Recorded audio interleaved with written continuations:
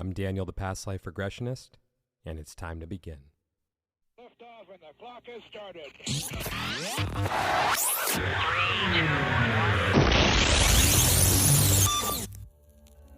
This is Timeless Spirituality.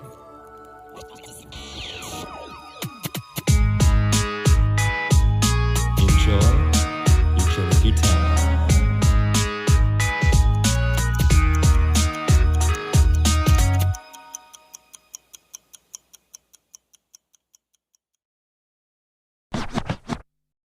Hey everyone, welcome back to Timeless Spirituality. If you would like to book a regression with me to discover who, when, and where you have been throughout time, you can reach me on Instagram at The Past Life Regressionist or my website, thepastliferegressionist.com. And now, it's time to begin. Gabriella, welcome back. How you doing? I am doing great, thank you. Okay, ready? Favorite song? About time?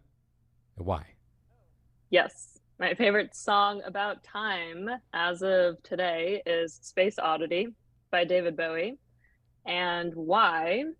Because it's such a cool song about basically like time travel, how we can go back and forth in time, back and forth through different realms. And I think all of that is very true with manifestation and with spirituality. Cool. Yeah, it's a cool song. I know. It was on the radio yesterday, so I felt like it was a sign from my guides. It's a song that's all over the place, but in a really cool way. Totally. Fun fact. Well, I don't know if it's, I'm pretty sure it's a fact. I believe that song came out in 1969, I want to say.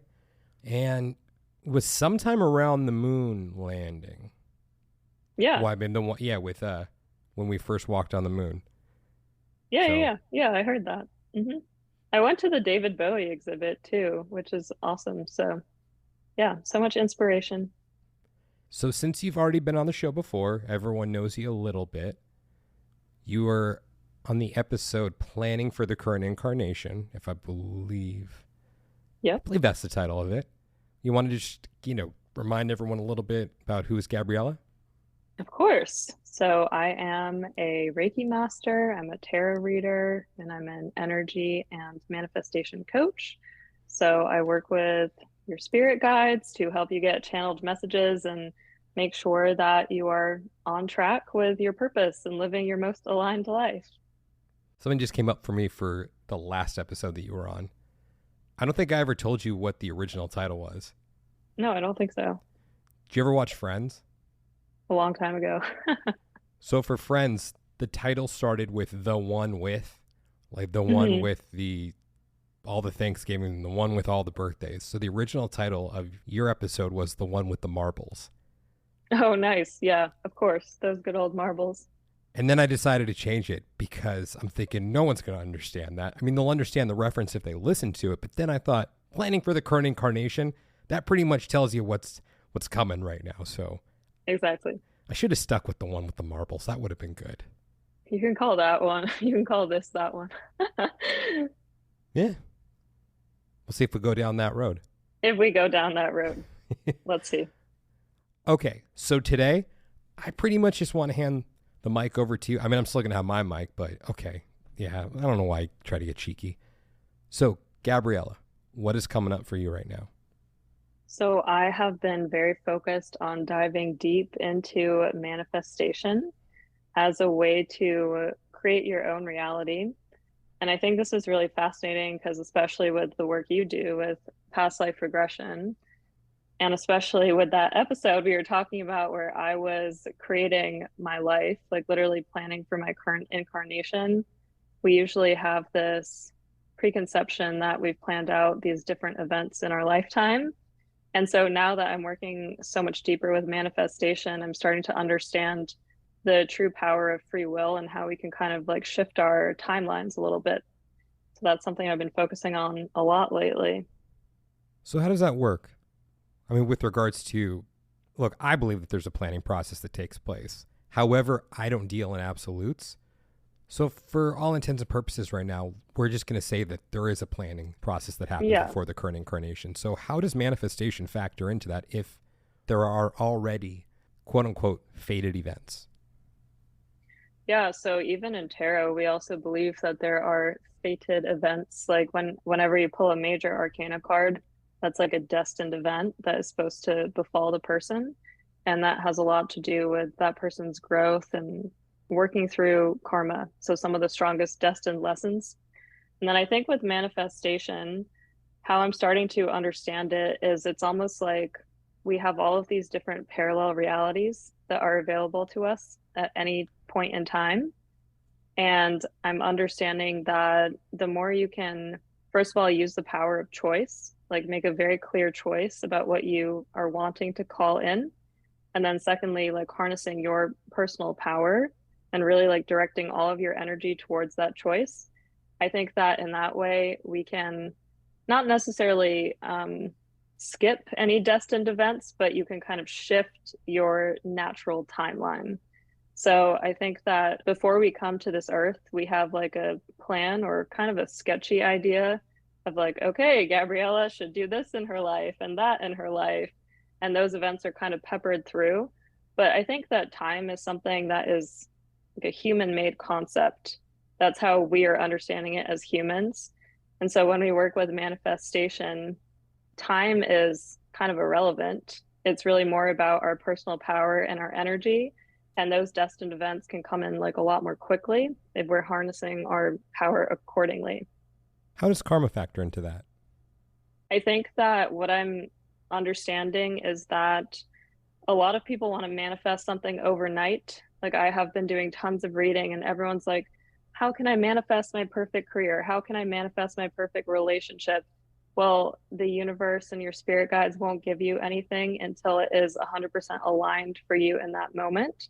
So I think how karma factors into it is there is like a certain healing process that comes with manifestation, or that comes with really like getting your desires. So let's just say that I want to become a very famous tarot reader, just making that up as an example. Um, if I haven't worked through healing is required to do that from a karmic perspective, then I don't believe it's going to happen like in an instant. It's something where I have to deal with some karma. And then when I'm aligned and I've kind of washed that through my energy field, I'm coming in a place of power and a place of alignment, then that's when the universe is going to give that to me. Well, what does it look like getting there? Yeah, I think it completely depends on the situation. But for me, at least with being a tarot reader, that part was not too hard. But I believe that my spirit guides have given me that as a profession because I studied coaching. So I understand how to coach people through difficult times and difficult events, even if the messages that come up in the cards are not super easy. Like I know how to talk people through that type of thing. But, I had to do a lot of inner work even in order to pursue that path and become a coach. So I believe that it really totally depends. And then when it comes to like things like relationships, often there's a lot of karmic debt that has happened in different lifetimes, and relationships will be like a trigger for that. And they'll unearth a lot of darkness or a lot of karma that your soul needs to work through in order to be in a place where you can have like a really balanced and secure relationship. So it varies. And I think it probably depends on how many past lives you've had, how much inner work you're doing yourself, like how much you're investing in yourself. But I truly believe that the more you invest in yourself, the faster, quote unquote, things can come in, and the faster you can kind of transverse that karma. That was a cool way to put it. Yeah. So, as we were talking about before I pressed record, you've just left your corporate job and you're going to be venturing into this full time now, which, Thank yay. you. So, my question for you, if you're comfortable talking about it, how is it that you manifested that? Yeah, that is such a good question because it will bring to life what I'm talking about. So I believe that it was totally part of my karmic path to, first of all, to have this corporate job in the first place and to have this corporate career. One, because that's very related to how I was brought up and what was expected of me in this lifetime. But I recall in a past life regression I had with you, I was like this young man and I had just lost a battle. I think I was like a gladiator or something like that. And I had to go to my dad and tell him, like, hey, dad, I've lost this battle and I feel so much disgrace and I'm letting down my family. And I remember feeling those emotions or witnessing those emotions. And I could completely relate that to my current incarnation, where I feel I have always felt this desire to be a good representative for the family and like carry on the family name and things like that. And that's not really something that was ever like nobody ever told me to do that, right? That was something I kind of put upon myself. And then I can look back at my past lives and understand where I got that from. And so working through that has been a process in itself. I had to do a lot of like deep inner child healing and really check in with myself and be like, when Gabriella was a child, like what did she really want? Like, did she really want a corporate career? Or did she really want to commune with nature and be an intuitive healer and love art and do like art therapy and dance all the time? And that is like so much who I am. So I think that that process, honestly, it took me years. It took me like 3 years of really intense, like spiritual healing work, doing coaching and inner child healing. And then even before that, I was writing novels on the side. I was always doing something on the side in addition to my corporate job. And so that enough was a signal for me that my purpose was elsewhere, was in my business. And yeah, now that I have made that decision, I feel that freedom and that alignment, and it just feels really good. So how does that differ from The Secret? You know, I read The Secret when I was like 15, and I recall the basic premise, which is I know about manifestation, but I can't recall everything about it. Do you want to enlighten me? Oh, I never read it. All I've heard is that it's about putting, and I could be wrong about this, that you put together a vision board. I'm sure there's more to it, but you put together Yeah. a vision board of what you want, Mm-hmm. and then it's Yeah. supposed to come true, something. So yeah, that's such a good point. So for a long time, I really struggled with this idea of manifestation, which might sound weird because I am an energy worker and I have manifested a lot of things in my life. But I struggled with how fluffy it can sound. Like Hmm. manifestation is not as easy as cutting out some pictures and putting them on the wall and looking at them every day and saying, cool, this is what's going to happen in my life. That's a really simple way to describe it. And I think what manifestation is it's a combination of energetic alignment. Like, are you actually ready truly in your body, mind, and soul for this manifestation? Because if you're not, the universe is not going to give that to you until you are. And then, secondly, choice. So, is there a part of you that feels uneasy or feels like, oh, I don't know if I deserve it, or I feel kind of wishy washy? The universe also won't give it to you if you're not really clear and if you don't believe from a deep place within that you deserve this. So, if we were to flip it, if you decide and you feel from a deep place of alignment, like this is my purpose, this is who I am, this is what I deserve, this is what I'm meant to do, through vision work, like visualization, through journaling, all of that stuff, like you heal any remnants that are things that you have to work through, that karmic stuff. And then you'll be able to bring in your manifestation a lot more easily because you are that much more aligned. But you really have to work towards that place of alignment. And that takes time. Do you think that manifestation needs to be done consciously? I think that it's always working in multiple different planes. So when you're sleeping, like you can travel somewhere. That's honestly a form of manifestation, really. Like if you have a beautiful dream and you're seeing that reality, that is a form of manifestation. But I do believe that in order to bring it into your 3D reality where you are right now, it is important to have that conscious choice of, okay, I'm consciously deciding that this is what I want and this is what I want to call in. And then from there, everything flows. So when I look at these things, about, let's see, probably about 5 years ago at this point, I was taught the difference between setting goals and setting intentions. What I was taught is that if you set a goal, it's almost as if you're setting yourself up for failure, because it may be something that you can't achieve, or you may fall a little short of whenever that goal was set for. Yet if you're setting an intention, you don't need to know when you're going to get there or how you're going to get there. You just will. But then it's just a matter of going with the motions as they come up. And which is something I think that I've tried to practice myself, is setting an intention of saying, this is what I want. So I don't need to plan the steps. I don't need to hit this marker by this point, hit this marker by this point, hit this marker by this point. I just need to get there.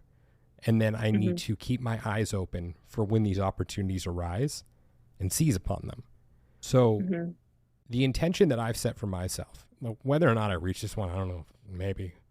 But if I don't, at least it's going to get me somewhere. Even if it's not to where I want to necessarily be. I want to do a group regression for 56,000 people at Dodger Stadium. If I do it for 50, it's okay too.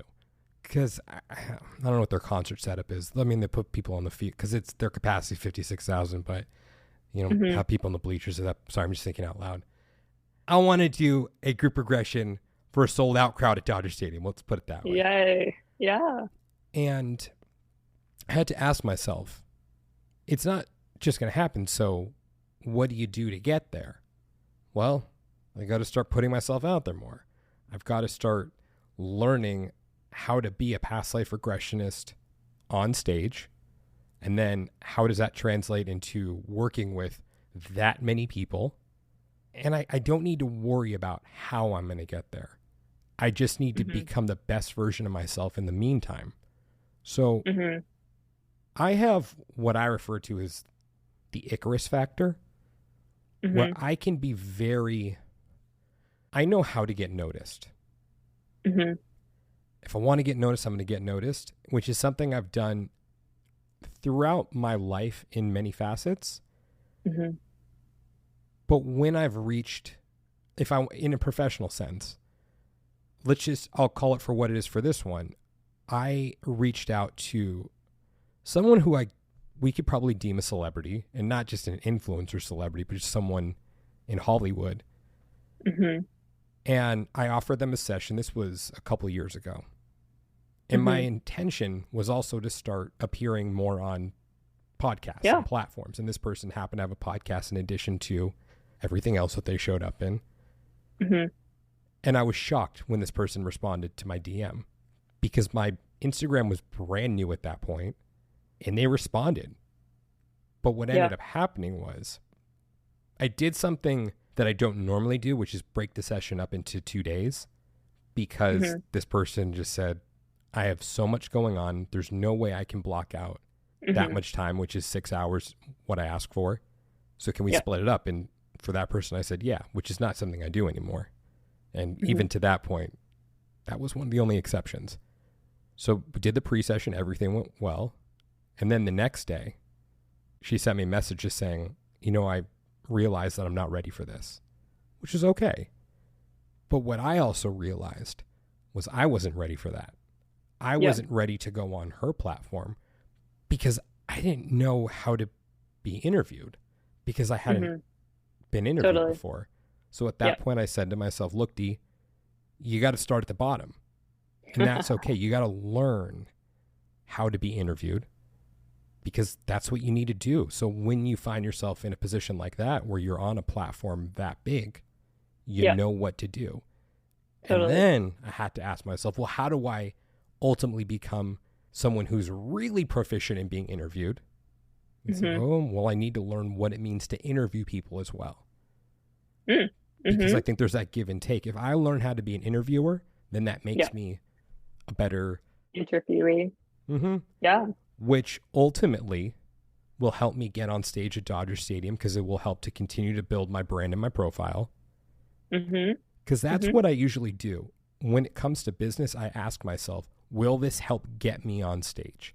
Even if it looks completely unrelated to what it is that I want to do, which is getting on stage, I think there can be a case made for pretty much everything that it can help me get up there in one way or another.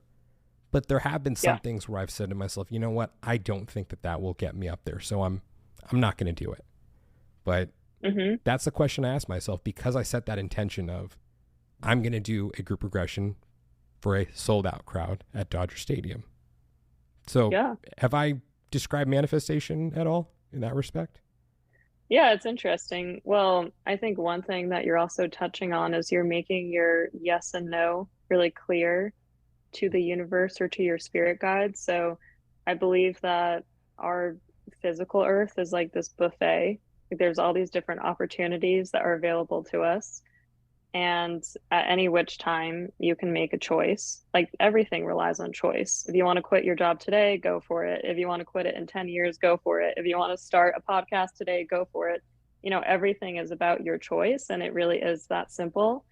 But there's a lot of opportunities that come across our plate that we'll say yes to because we feel like we should, or we feel like we have to be a people pleaser, things like that, but they don't necessarily align with our manifestations.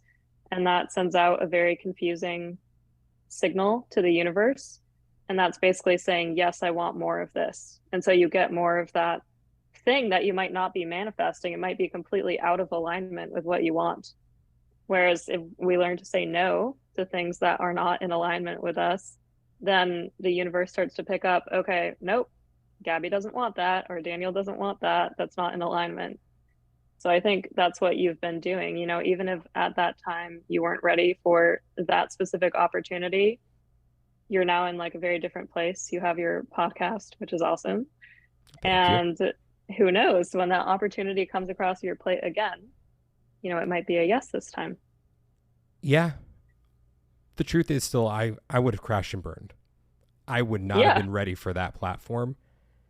And if I crashed and burned like that on my first interview, I'm that kind of person who, look, I don't give up easily. But Yeah. at that point, since I was still pretty new to being a past life regressionist more in the media space, Yeah. I may have taken a step back and said, you know what, I don't know if that's right for me. But Right. I allowed myself to trip and fall on smaller platforms. Mm-hmm. Totally. I think I did pretty well in the smaller ones, though, to be honest with you. A lot better than I thought I would have. But I Yeah. also allow myself to trip and fall on my own platform because Yeah. I think that in order to get on that stage, I need to spend years tripping and falling, because I'm still going to trip and fall up on stage, except then it's actually going to hurt my face because I'm going to physically land on it if I'm walking across the stage. Now it's just more metaphorical. Totally. Well, yeah, I do believe that the universe will only send you, I mean, if you're really tactical, like you're only ever sent an opportunity that you're ready to face, whether that is saying, yes, like right now, I'm going to do this and I'm really going to expand and grow into it, but you can't necessarily rush that process at the same time. So if I had left my corporate job like 4 years ago, I probably would have gone into poverty, very frankly. So I think that, opportunities cross your plate, and almost sometimes they are just psychologically preparing you for something that you're meant to do a little bit later. But now that that opportunity is there for you, it's like a real thing. You can prepare and work towards it in your 3D. One more question about karma. Do you believe that there are some things that are unavoidable on the path to manifesting what it is that you want? I believe that our soul chooses specific lessons that we have to go through. So I think my answer is yes. Like, I do think that there are some things where I can sit here and experience something and think to myself, why the heck would my soul choose to go through this? This is so painful, or this is so deep and so heavy. But I think that by the time you've worked through something and it's years later, usually you can look back and understand why that happened to you and how it actually helped further you instead of hinder you. Mm-hmm. But sometimes you just can't see that until you're through it. Yeah. So what would you say to people who get discouraged with the manifestation process? Well, there's no, like I was alluding to, time is something that I think we've made up as humans. Like, yes, the sun rises and sets, that's true. There's that element of time, but there's no rush to get your manifestations. I mean, that rush is something that our society has kind of pressed upon us. Like we live in a world where everything should be done 24/7. You order something on Amazon, it's at your doorstep in 3 hours. That is not normal. That's not really how energy works. Usually, whenever you get something that you love and you desire, it's like something that you've been incubating for a long time. Like even with my business, I started reading spiritual books when I was like 10 years old. Was I ready to start a business when I was 10? No. I was incubating, I was learning, I was really like pouring my love and effort and attention into all of those things. And it wasn't until it was in alignment for me, in my like mid 20s when I was actually able to step into that as a public facing thing. So I think you just think of it as a process of incubation and keep your thoughts positive, keep your energy as aligned as you can towards your manifestation, because what you don't want to happen is to just completely lose hope in the process. It's an incubation period, and that's okay. And it will make you so much more powerful if you actually go through the full process. So, what does it look like to work with you? Well, I have many different offerings. So I do personal readings. I also offer coaching. So the coaching that I offer is all about your life purpose. So defining like, why are you here? Why did you come to Earth? What is the reason that you're here? And a lot of that work, similar to what we're talking about with karma, has to do with gaining confidence and also energetically clearing things that sometimes people aren't aware that they're carrying. So it can vary person to person, but one of the coaching cohorts I'll be leading is all about strength-based coaching. So identifying your unique strengths and then how that shows up in an offering, like an MVP offering that you can launch out into the world.